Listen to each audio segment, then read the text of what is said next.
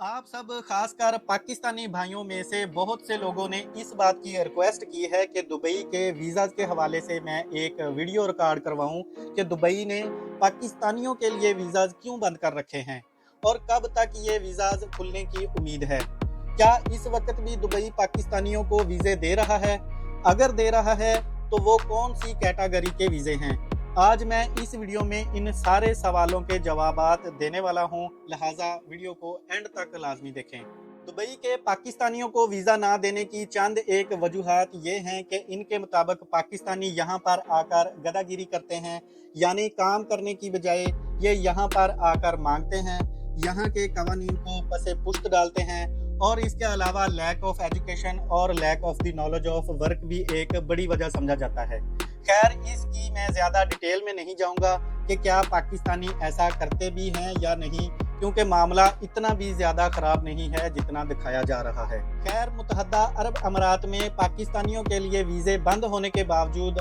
हर मुल्क में थोड़ी सी गुंजाइश ऐसे अफराद के लिए रखी जाती है जो इन ममालिक को फ़ायदा पहुँचा सकें।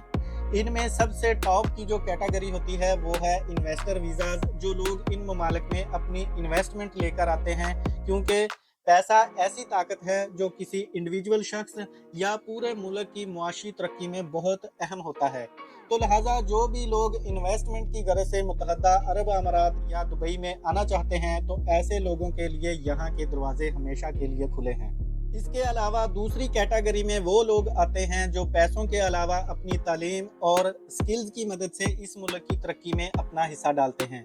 इस कैटेगरी को ब्रेन ड्रेन कहा जाता है, यानी कि सिर्फ पढ़े लिखे लोगों को किसी मुल्क से मूव करवाकर अपने कंट्री में लेकर आना। और दुबई ने भी ऐसे लोगों के लिए एक विंडो खुली छोड़ रखी है और ऐसी कैटेगरी के वीज़ा को फ्रीलांसर वीज़ा का नाम दिया है। फ्रीलांसर के वीज़ा के ऊपर कोई भी पाकिस्तानी जो ऐसी डिग्री रखता है जिसमें doctors, engineers, accountants, lawyers, journalists और इसके अलावा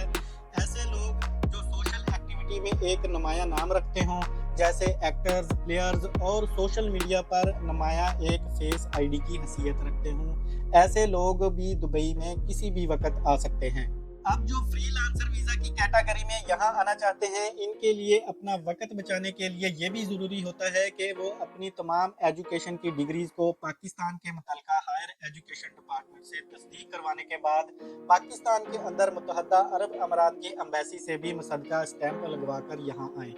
क्योंकि बहुत दफ़ा ऐसा होता है जब आप अपनी डिग्रीज़ की अटेस्टेशन किए बिना यहाँ पर आते हैं तो ना सिर्फ आप अपना वक्त ज़ाया करते हैं, बल्कि विज़िट वीज़ा वगैरह पर जो आपकी एक खतीर रकम खर्च होती है वो भी ज़ाया हो जाती है। और अब सबसे आखिर में जो भी पाकिस्तानी, चाहे वो पाकिस्तान में है या दुबई में मौजूद है, और वो एक बार एमरेट्स आईडी बना चुका है और इसकी एमरेट्स आईडी की एक्सपायरी में चाहे अभी टाइम बाकी है या आईडी एक्सपायर हो चुकी है और वो अपनी जॉब को तब्दील करना चाहता है या अपना वीज़ा किसी और कंपनी में तब्दील कराना चाहता है, तो इन अफराद के लिए दुबई में हर तरह से वीज़ाज खुले हैं।